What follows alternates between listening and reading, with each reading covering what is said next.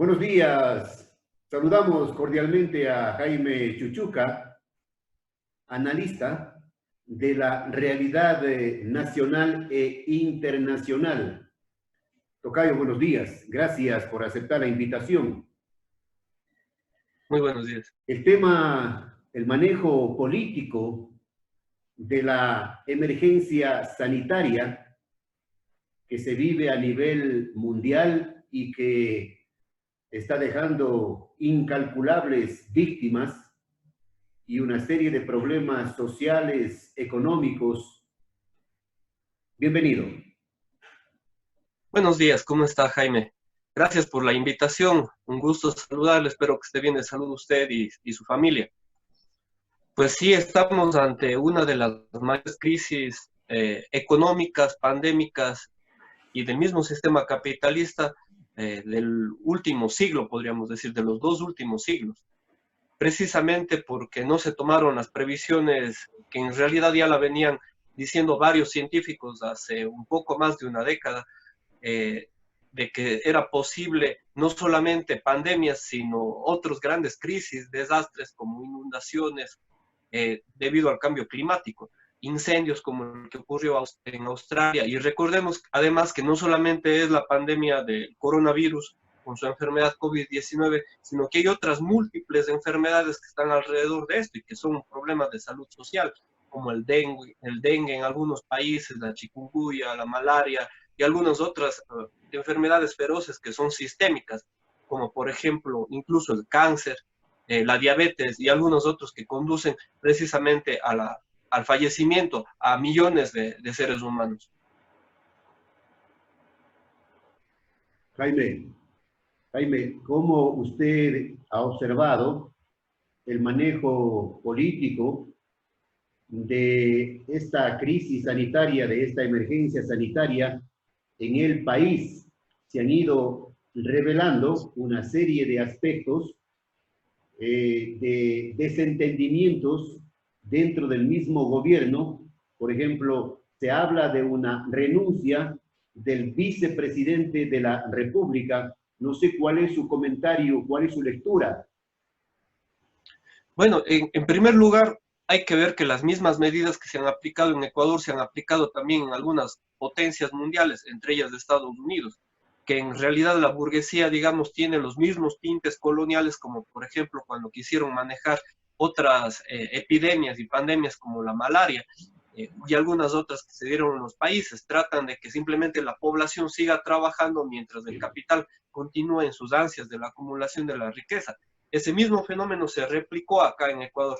En primeros momentos, ya cuando había estallado la pandemia, por ejemplo, en China, en el mes de noviembre, luego diciembre, enero, febrero, el país no tomaba y el gobierno no tomaba ninguna decisión porque ellos pensaban simplemente, como por ejemplo la voz de Trump y Bolsonaro, que deberían seguir trabajando en realidad las clases trabajadoras y las clases medias dentro del Estado y no tomaron decisiones apresuradas. Incluso ahora, hace una semana, la ministra María Paula Romo y Lenín Moreno salen a voz pública y le dicen a la gente, a todos los ecuatorianos y ecuatorianas que deberíamos regresar a trabajar el día lunes. Y en realidad los alcaldes, que son un poco más sensatos, el día de ayer no toman la decisión, pues ellos presionan para que la gente salga a trabajar. Y los 221 alcaldes de nuestro país han tomado una decisión de continuar en semáforo rojo, como ha sido la manifestación pública y notoria de cada uno.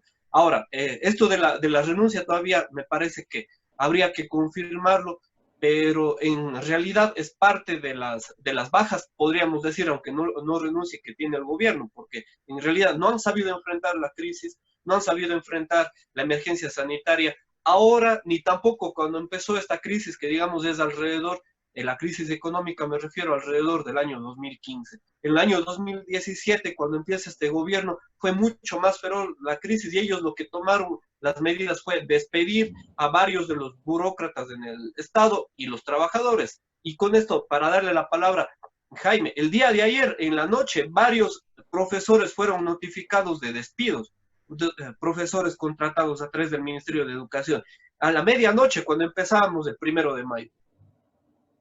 Ahora, Jaime, en este juego o manejo político se está cocinando una ley que le están denominando humanitaria para obtener más recursos económicos con el pretexto de atender la emergencia sanitaria, lo que significa que vendrán lógicamente una serie de problemas económicos para ya este pueblo que está golpeado de diferentes maneras, pero sobre todo en la parte económica y emocional.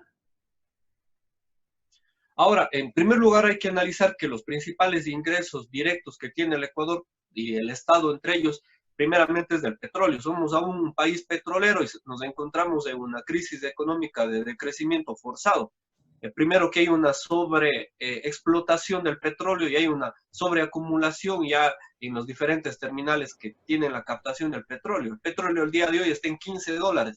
La producción de un barril de petróleo en el Ecuador está por los $38, es decir, que no nos avanza ni siquiera para la entrada del ingreso en el campo de la producción. Por otro lado, la otra gran entrada de las remesas también ha disminuido precisamente en más de un 30% en el mes de marzo y ahora un 50%, porque ni siquiera Estados Unidos ha logrado corregir, digamos, en términos económicos la situación de la pandemia. Luego, la ley humanitaria no es más que parte más bien de una ley muy poco humanista o antihumanista que trata de recortar los salarios a los trabajadores y a las capas medias, a las clases medias en el país.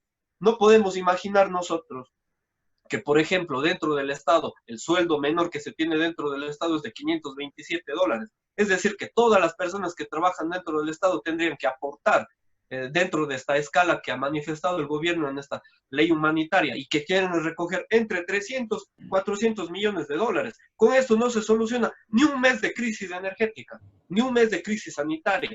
Es decir, que tenemos un gran problema dentro de los cuales en realidad no están tomando una medida y una salida correcta. Y por otro lado, las medidas de los créditos internacionales, que el ministro de Economía y Finanzas, Martínez, dice que van a llegar 4.000 millones de dólares. Nos preguntamos a dónde se van a ir esos 4.000 millones de dólares. Y una de las primeras salidas que ha dicho el mismo ministerio del gobierno es que estos dineros van a ir dirigidos principalmente a los empresarios que han entrado quiebra, grupos grandes económicos que están apoyándole al gobierno y por otro lado al sistema financiero para los créditos. Es decir, que hay un pacto todavía político, económico y financiero entre el gobierno y los grandes grupos económicos que también están lucrando de esta tragedia que la percibe el mundo y que también la estamos recibiendo nosotros, los ecuatorianos y ecuatorianas. Es decir, que las dos salidas más grandes que ha propuesto el gobierno no están contribuyendo más que a los intereses privados y a los intereses económicos de los grupos económicos. Y por fin, la otra gran salida es la flexibilización laboral en la que hay un conjunto de normas, decretos, leyes y resoluciones que perjudican los derechos laborales, como por ejemplo este del Ministerio del Trabajo, de decir que no es ni siquiera una enfermedad profesional el coronavirus. Estamos con Jaime Chuchuca, analista de temas políticos, sociales, económicos, tanto a nivel nacional como internacional. Jaime, hoy se celebra el Día Mundial del Trabajo en medio de esta situación de amargura, de tristeza, de mucho dolor, pero también el gobierno aprovecha la emergencia y la crisis para promocionar a sus figuras de alguna manera solapadamente. Ahora bien, no solamente que lo hace el Estado, también lo hace la empresa privada. Hay empresas que todavía siguen teniendo acumulación de capital extraordinaria, como por ejemplo las redes de internet y las telefónicas a nivel mundial y también a nivel nacional, los cuales no están aportando un gran impuesto para salir de esta crisis sanitaria que tenemos dentro del Ecuador. Y encima de eso, el Estado es capaz de, con todos los recursos que tiene, hacer campaña electoral, como por ejemplo en la repartición de los kits. Se dice olímpicamente que ha repartido 60.000 kits, por ejemplo, en la provincia del Guayas, una provincia que tiene 3 millones de habitantes, 60.000 kits ni siquiera llega a las 300.000 personas que viven de la economía popular e informal. Es decir, que están haciendo campaña y hemos visto las fundas y los depots incluso alrededor del presidente Otto Sonnenhorstner, que todavía no ha sacado ningún decreto público del que usted manifestaba como renuncia, y él también está haciendo una campaña, y alrededor de él otras figuras, otras personas como los ministerios diferentes ministerios del gobierno, y también el mismo presidente de la República, que a momentos antes de esta emergencia también se encontraba en franca y abierta campaña electoral. Y más bien, en momentos de la emergencia sanitaria, si recordamos, se desapareció casi 15 días. El presidente Jaime de la Asociación de Municipalidades del Ecuador, señor Raúl Delgado, ha manifestado que los préstamos que vendrán al país en los próximos días, tal como han anunciado las autoridades del gobierno, deberían pasar directamente a los municipios y no al gobierno, para que los municipios puedan atender las urgentes necesidades de sus ciudadanos. Ahora, dentro de esas posibilidades, en realidad debería ser así, aunque hizo un acto inconstitucional el señor presidente del gobierno, Lenín Moreno, porque el estado de excepción figura que las potestades del estado de excepción dentro de la Constitución las tiene la función ejecutiva. Sin embargo, él, para lavarse las manos, como hemos dicho, de modo olímpico, descentralizó todas esas potestades en cada uno de los cantones, para cada uno de los alcaldes. Bueno, ya una vez que ha hecho eso, también tiene que repartir y distribuir los recursos económicos a cada uno de los cantones y de las alcaldías, de las prefecturas. Sin embargo, no debe hacerlo de acuerdo a su posicionamiento ideológico y político, como lo hizo con los anteriores préstamos, por ejemplo, del BID, CAF, del Banco Mundial y del Fondo Monetario Internacional. Pues, por ejemplo, en el año 2019 recibió alrededor de 300 millones de dólares y fueron a parar solamente en 40 municipios. No, en municipios que estaban dentro de su proyecto y programa político. Debería ser en realidad una distribución total y general de acuerdo a la cantidad de habitantes y de acuerdo a la crisis y a la emergencia que tiene cada uno de esos cantones. Esa debería ser la primera medida. Los dos objetivos en la economía actual tienen que ser, primero, los círculos que están alrededor de la alimentación y la seguridad de la vida. Habitación, vestido, que son los principales que nos permiten vivir. Y después se encuentra otro objetivo directamente político, social y humano, que es el sanitario y de salud. Esos son los dos principales objetivos. La acumulación de ganancias, de riqueza, deben pasar a segundo y tercer plano, porque hay otros más prioritarios, incluso como la educación, dentro de este círculo social que debemos tener los ecuatorianos, nuestros jóvenes y los niños del Ecuador. Finalmente, Jaime, estamos viviendo los ecuatorianos, especialmente los ecuatorianos, ¿no? Nuestro país, nuestra patria, momentos sumamente difíciles, duros, críticos. Esta situación lo viviremos durante mucho tiempo.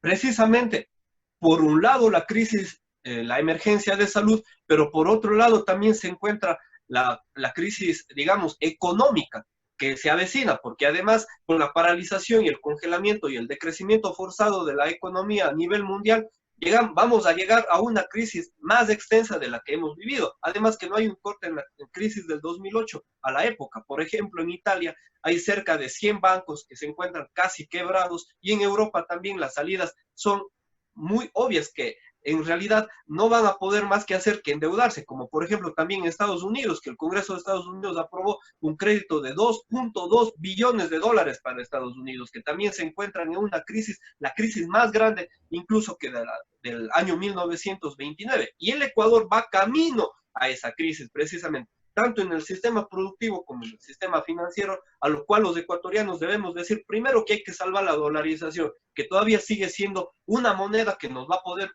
permitir vivir por lo menos a corto plazo en algunos años. Y las divisas, por ejemplo, del Ecuador están saliendo a bancos extranjeros. Eso no lo podemos permitir por cientos de millones de dólares.